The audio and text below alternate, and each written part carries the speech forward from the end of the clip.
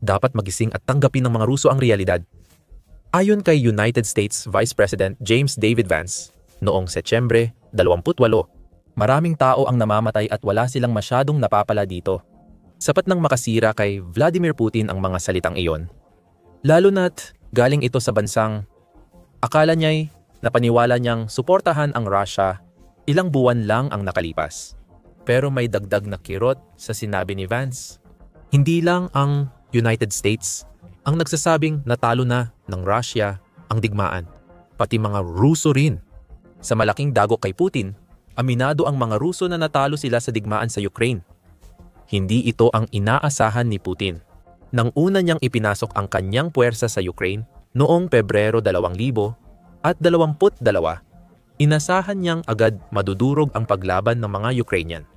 Oo, maaaring matalo minsan ng Russia, pero uusad pa rin ang mga tangke papuntang Kiev at mapipilitang sumuko ang Ukraine.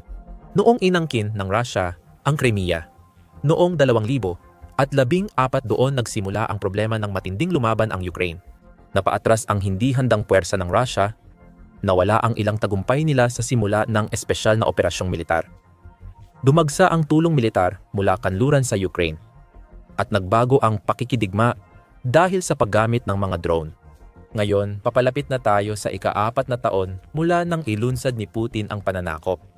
Hindi lang matatag ang Ukraine, kundi nagdudulot din ito ng malaking pinsala sa militar ng Russia. Kung panalo ng Russia ang pagsakop sa Ukraine, ibig sabihin, talo na sila. Ngayon, ilang kilalang boses sa Russia, kabilang si Tatiana Montian, ang nagsasabi nito. Ayon sa Kiev Independent, si Montian ay isang pro-Kremlin propagandista. Hindi kabilang sa mga regular na tumututol kay Putin sa Russia. Ang pangunahing gawain niya ay sumunod sa linya ng partido. Kaya ilang taon niyang inuulit ang gustong iparating ni Putin para kumbinsihin ang mga Ruso na mas maganda ang kalagayan ng digmaan kaysa sa totoong nangyayari. Mukhang hindi na ngayon. Sa panayam noong Setyembre 22, sinabi ni Montian na napakasama na ng sitwasyon ng Russia kaya kailangan na nitong gumawa agad ng matinding hakbang. Ayon kay Montian sa panayam, magkakaroon ng ikalawang mobilisasyon kung walang malaking tagumpay sa kampanya ngayong tagsibol hanggang taglagas. Mukhang malabong makamit ang tagumpay, dagdag pa niya. Noong unang bahagi ng Setyembre, bumagal ang opensiba. Sabi ni Montian, maaaring naubos na ng Russia ang huling reserba nila sa Ukraine. Hindi ito kanuraning komentarista na maaaring sabihing pro-Kremlin. Si Montiane, isang tao ni Putin, ay nagbubunyag ngayon ng impormasyon tungkol sa lakas tao at tagumpay ng Russia na taliwas sa opisyal na pahayag ng Kremlin. Hindi siya nag-iisa. Isang araw bago ang panayam ni Montian, nagbigay rin ng katulad na komento si Dmitry Rogozin. Kabilang din si Rogozin sa mga maka-Kremlin.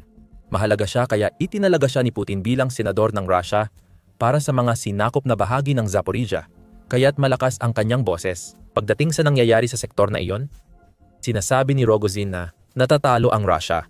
Sa panayam ng Blacknut, tinanong si Rogozin kung bakit hindi pa rin nananalo ang Russia sa Ukraine. Nagbigay siya ng dahilan. Panig natin ay tayo lang hukbong dagat at Russia. Hindi gaanong kasali ang hukbong dagat sa halatang dahilan. Sa kabilang banda, maraming high-tech na bansa ang kumampi sa rehimen ng Kiev Pushist. Habang nilalagay ni Rogozin ang kawawang maliit na Russia bilang dahilan, mas makikita ang tunay na kwento sa pagitan ng mga linya. Ang bigat ng mga parusa ng kanluran ay nagpapabigat sa Russia, ayon kay Rogozin, at nagsisimula na itong magkaroon ng epekto sa larangan ng labanan. Ang Russia, na dating itinuturing na malakas na bansang militar, ay kulang na ngayon sa mga kailangan para makamit ang malalaking tagumpay sa teritoryo. Problema raw ang mga drone ng Ukraine, ayon kay Rogozin. Ayon sa kanya, may 10 beses na mas maraming drone na ang Ukraine kaysa Russia at hindi ito mapigilan ng Russia dahil ang mga gumagawa ng drone sa Ukraine ay nagtatago sa ilalim ng lupa. Ang mapa ay gumagalaw ng may matinding hirap at napakalaking halaga ang binabayaran ng ating mga tropa para sa pag-usad. Dagdag pa ni Rogozin. Ang malaking halagang iyon ang naguugnay sa komento ni Rogozin at sinabi ni Montian. Sinasabi ng mga pro-Kremlin komentarista na natatalo ang Russia sa Ukraine dahil sobrang daming Ruso ang namamatay kapalit ng maliit na tagumpay. Babalikan natin iyan mamaya. Napansin din ang komento ni Rogojin. Si Pavel Gabariev, dating proxy leader ng Russia sa sinakop na Ukraine, ay isang pro-Russian proxy gamit ang Telegram. Ibinahagi ng People's Governor ng Donetsk ang saloobin niya sa sinabi ni Rogojin. Lohikal niyang sinabi na mas malaki ang lugi ng Russia dahil sila ang umaatake, samantalang depensa lang ang Ukraine. Ayon sa kanya, masaya ang militar ng Ukraine sa ganitong sitwasyon, lalo na ngayon na nagsimula na silang atakihin ang mga oil refinery ng Russia. Ayon kay Gabariev, 26% ng kapasidad ng pagre-refine ng Russia ay nasira dahil sa mga pag-atake na nagpapabagal sa makinarya ng digmaan ng Russia, gaya rin ng napakalaking bilang ng mga nasawi sa bansa. Malaking kalamangan para sa Ukraine ang pag-atake sa mga refinery dahil natatamaan ang Russia sa sarili nitong teritoryo. Hindi rin inasahan ni Putin na mangyari ito sa paglulunsad ng kanyang pananakop. Pagkatapos, may sinabi si Gabariev na di inaasahan ni Putin mula sa dati niyang tauhan. Patuloy pinapaniwala ng propaganda ng Russia ang publiko na matatalo na ang sandatahang lakas ng Ukraine. Habang pinapahina natin ang kalaban at malapit ng manalo, gayunpaman, ang sitwasyon ay patay na at sa katunayan ay nangangahulugan ng pagkatalo. Ayon kay Gabariev, nangangahulugan ng pagkatalo. Matapang ang pahayag, ngunit tinutukoy ni Gabariev na nagsisinungaling ang mga propagandista ng Russia, pati si Putin, sa mga tao. Hindi mananalo ang Russia. Wala itong anumang progreso at napakaraming tao ang nawawala, ayon kay Gabariev. Tinapos niya ang pahayag sa Telegram ng nakakagulat na mensahe. Walang posibilidad na magwakas ang Central Military District sa isang tagumpay, habang nananatiling buo ang kolonyal na sistema ng kapangyarihan ng Russia. Si Gabariev, na dating importante kay Putin at inilagay sa posisyon sa Donetsk, ay nanawagan lang ba ng pagpapatalsik sa pamahalaan ng Russia? Ganon ang dating ng kanyang sinabi. Ngunit ipinapakita lang ni Gabariev ang lumalalang galit kay Putin sa buong Russia. Ang karaniwang Russian ay nagsisimula ng mapagtanto na niloloko sila ng Kremlin sa loob ng maraming taon, o baka dahil na rin sa sobrang taas na ng bilang ng mga namatay. Unti-unti na silang nagkakalakas ng loob magsalita na dati di nila nagagawa. Ang Kiev Independent ay halimbawa ng lumalakas na damdaming kontra kay Putin sa loob ng Russia. Dati, ang alinman sa mga komentong ito mula sa mga tinuturing na pro-Kremlin na propagandista ay hindi lumalabas. Ang state media ng Russia, ang kontroladong NTV, ay nag-broadcast ng live na political talk show na Meeting Place.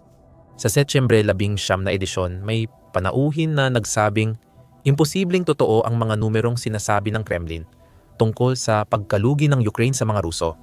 Nang magsimula ang labanan, 80,000 ang bilang ng hukbong Ukrainian.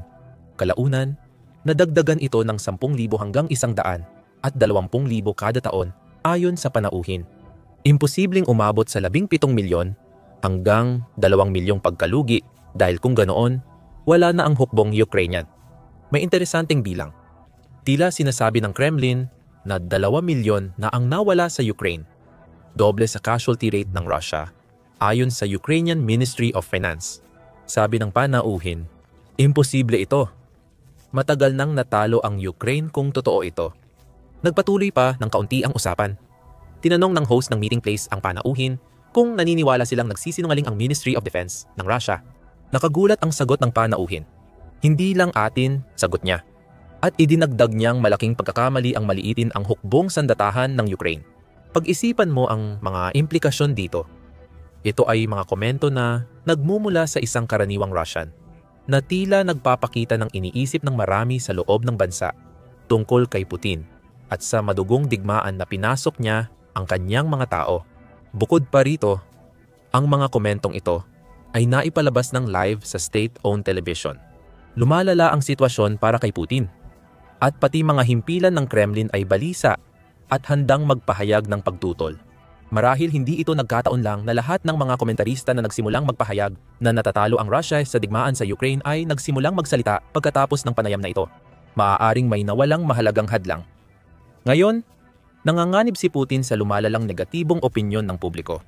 Balikan ang sinabi ni Gabariev na natatalo ang Russia sa digmaan.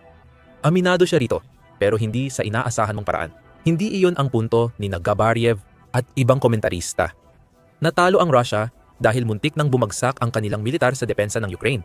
Hindi ito karaniwang pagkatalo kung saan lubos na nadudurog ang kalaban.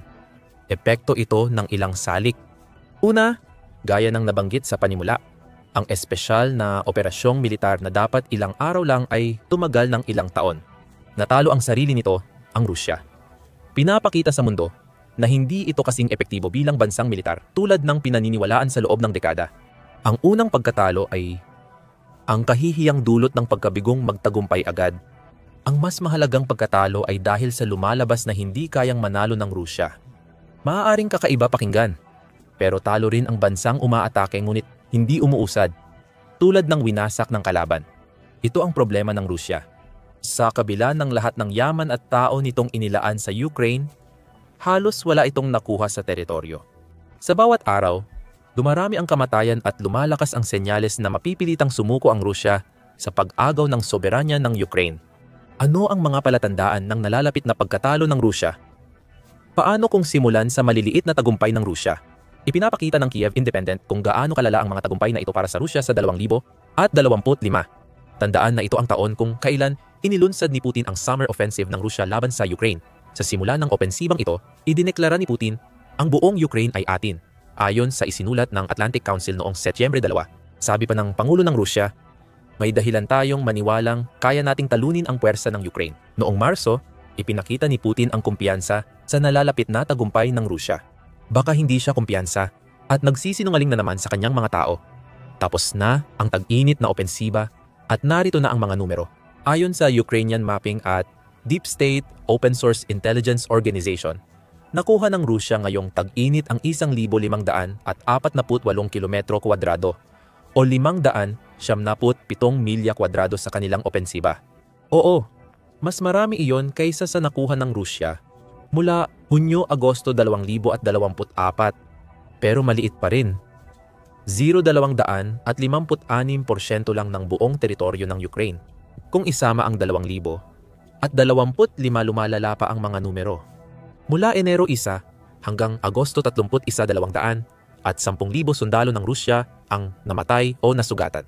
Ang kabiguan ng opensiba noong tag-init ay nagdulot ng mas mataas na bilang. Isang pagkawala na hindi inaasahan ni Putin nang salakayin ang Ukraine. Mas mahirap pa ang 2,000 at 24 para sa Rusya.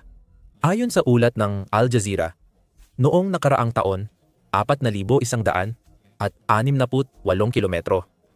Kwadrado lang ang nakuha ng Rusya kapalit ng 427,000 nilang sundalo. 600 at 37,000 tropang Ruso ang nawala simula 2,000 at 24 kapalit ng mas mababa sa 1% ng Ukraine. Nasabi na natin ito, pero dapat ulitin. Hindi ito kayang panatilihin. Kahit maraming i-recruit ang Rusya, hindi nila masasabing malapit na silang manalo kung kitang-kita sa mga numero na maliit lang ang kanilang progreso. Digmaan ito ng pag-ubos na sinimulan ng Rusya at natatalo sila. Ayaw ni Putin na malaman ng iba ang sitwasyon. Nagsisinungaling siya. Noong Setyembre 30 iniulat ni Dargens na nahuli siya sa isa sa mga kasinungalingan.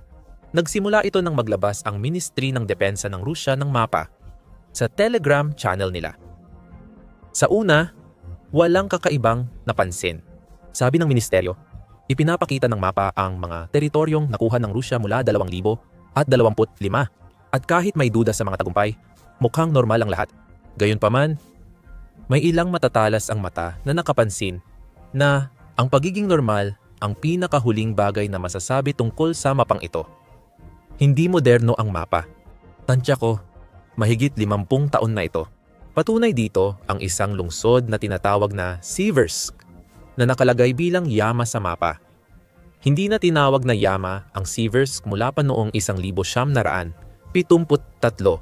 May iba pang issue sa pagbibigay ng pangalan, tulad ng paggamit ng mga pangalan ng lungsod na iniwan ng Russia pero ginamit ng Ukraine. Halimbawa, tinawag na Bakhmut ang Bakhmut.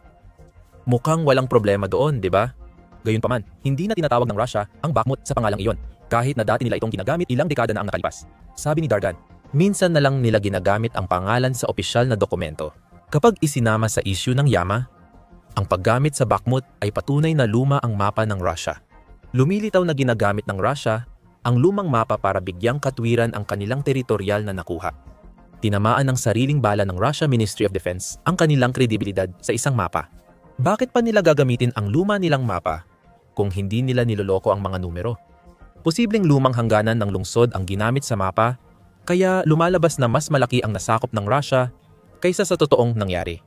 O baka umaasa talaga ang Russia sa dekada ng lumang mapa? Wala talaga itong alam kung gaano kaliit ang teritoryong inaangkin nila. Mahirap sabihin. Nagkamali ang Russia at lalo lang nitong pinatibay ang argumento na natatalo ito sa digmaan sa Ukraine. Dahil sa usapang pagkatalo, ito ang ikalawang palatandaan ng pagkatalo ng Russia. Posibleng kailangan na nilang magmobilisa. Ipinahiwatig ito ni Montian sa kanyang mga komento na maaaring nagamit na ng Russia ang huling natitira nitong reserba noong tag-init.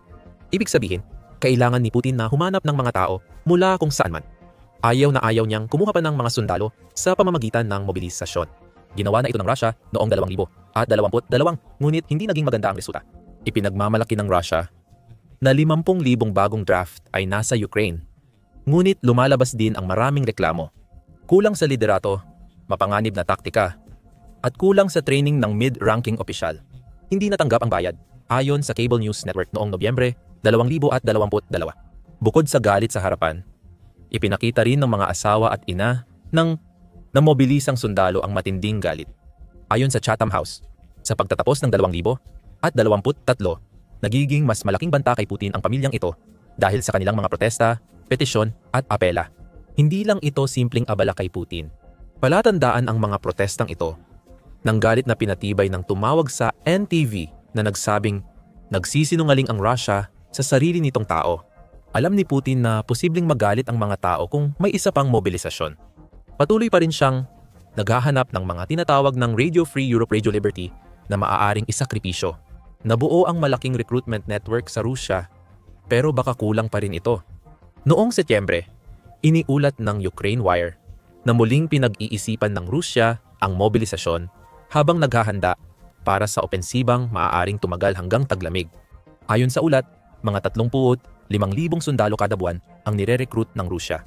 Ayon sa ilang analista, hindi natutumbasan ng Rusya ang mga kawalan nito sa digmaan sa Ukraine, kaya posibleng kailangan ng magpatupad ng mobilisasyon. Malinaw na senyales ito ng pagkatalo ng Rusya, na dapat sana ay mabilis at madali lang ang pananakop. Hindi inasahan na magdudulot ito ng malaking gastos sa Rusya na napilitang magmobilisa ng 2 beses at umasa sa mataas na sahod para makaakit ng kontratang sundalo. Sa huli, mawawalan din ng sundalo si Putin na magtutulak sa kanya na isuko ang kanyang mga ambisyon sa Ukraine o gumawa ng desisyon na maaring mag-udyok sa lalong nagiging balisang publiko na tumalikod sa kanya. Sa anumang paraan, talo ang Russia at alam na ni Putin iyon. Diyan tayo dadako sa huling palatandaan na natalo na ng Russia ang digmaan sa Ukraine. Naniniwala rin mismo si Putin dito. Hindi mo maririnig na sabihin yan ng presidente ng Russia. Isa sa pinakakilalang military figure ng Amerika ang nagsabing ramdam sa Kremlin na natalo na ng Russia ang digmaan sa Ukraine. Si Keith Kellogg ang espesyal na sugo ng Pangulo ng United States para sa Ukraine. Noong Setyembre 30, iniulat ng United 44 Media ang mga sinabi ni Kellogg sa Warsaw Security Forum. Sa tingin ko, alam ni Putin na talo siya sa laban na ito, lalo na sa pangmatagalan. Hindi iyon mangyayari, ayon kay Kellogg. Dagdag niya, pinapalala ng Ukraine ang posibilidad sa pamamagitan ng pag-atake sa oil refinery ng Russia. Bawat pag-atake ay nagpapababa ng supply ng gasolina at diesel na naipapadala ng Russia sa tropa, na ibebenta sa iba, at naipapamahagi sa mamamayan. Anumang hakbang na nagbabawas ng kita ng Russia sa langis ay maganda, ayon kay Kellogg. Dahil mas mapapaisip si Putin sa matagal ng alam ng marami sa Russia, ang digmaan sa Ukraine ay naging imposibleng mapanalo para sa Russia. At kung hindi na kayang mapanalo ang digmaan, ibig sabihin natalo na ang Russia. Maghihintay ng kaguluhan sa loob ng bansa si Putin sa kanilang bayan. Kahit na libu-libong sundalo niya ang namamatay sa labanan sa Ukraine. Malapit nang matapos para kay Putin dahil nalalapit ng magulo ang Russia matapos bumaliktad ang digmaan sa Ukraine laban sa kanila. Alamin ang laki ng problema ng Russia sa aming video. At kung nagustuhan mo ang video na ito, huwag kalimutang mag-subscribe sa The Military Show para sa mas marami pang balita tungkol sa lumalalang sitwasyon ng Russia sa loob ng Ukraine. At maraming salamat, gaya ng dati, sa panonood.